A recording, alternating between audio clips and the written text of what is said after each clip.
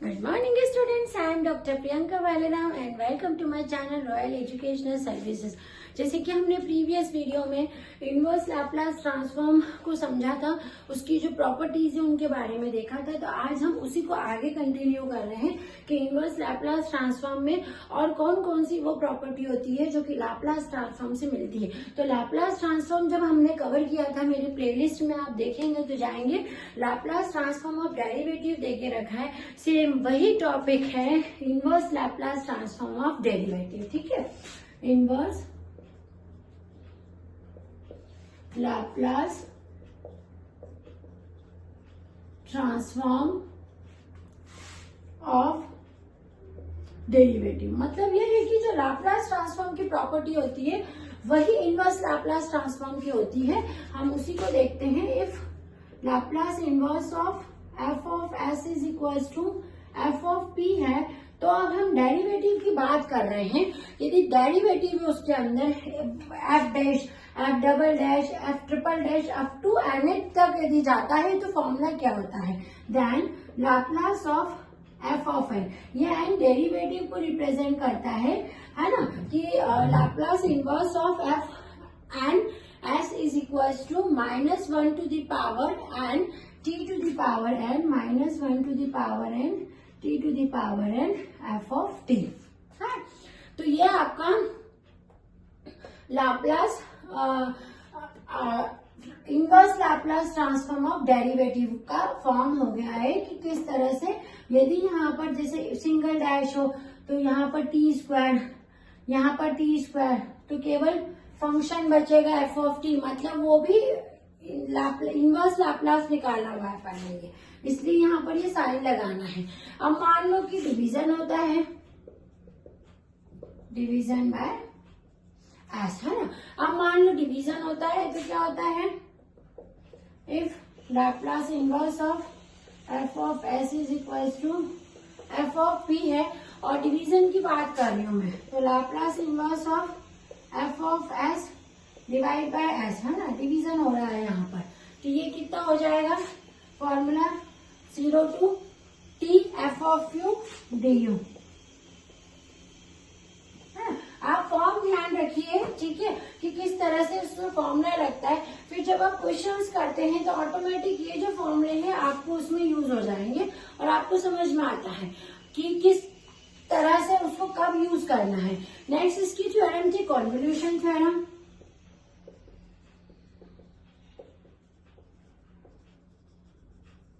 For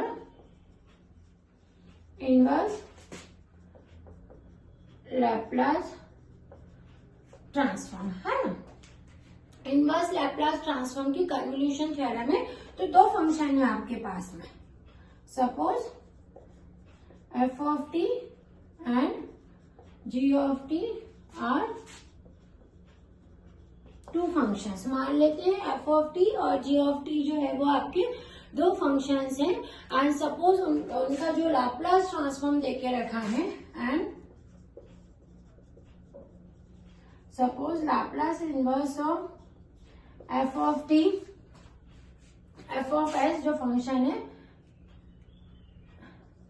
equals to F of T and Laplace transform of G of S, inverse Laplace transform of G of S is equals to G T. Then convolution theorem apply करते हैं, then Laplace of convolution theorem यानी इन दोनों का multiplication, Laplace inverse of capital F of S dot G of S, ठीक है, ये inverse है, इक्वल्स टू इंटीग्रल 0 से T F you G T minus you.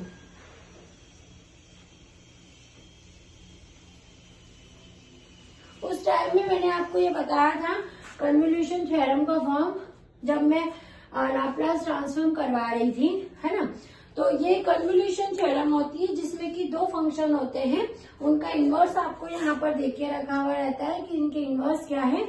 आपका क्या जो थ्योरम बोलती है कि इन दोनों के मल्टीप्लाई का जो इन्वर्स होता है वो इंटीग्रेशन में कन्वर्ट हो जाता है। ठीक है, यही आपकी जो है वो इनवर्स लाप्लास ट्रांसफॉर्म की कन्वोल्यूशन थ्योरम है।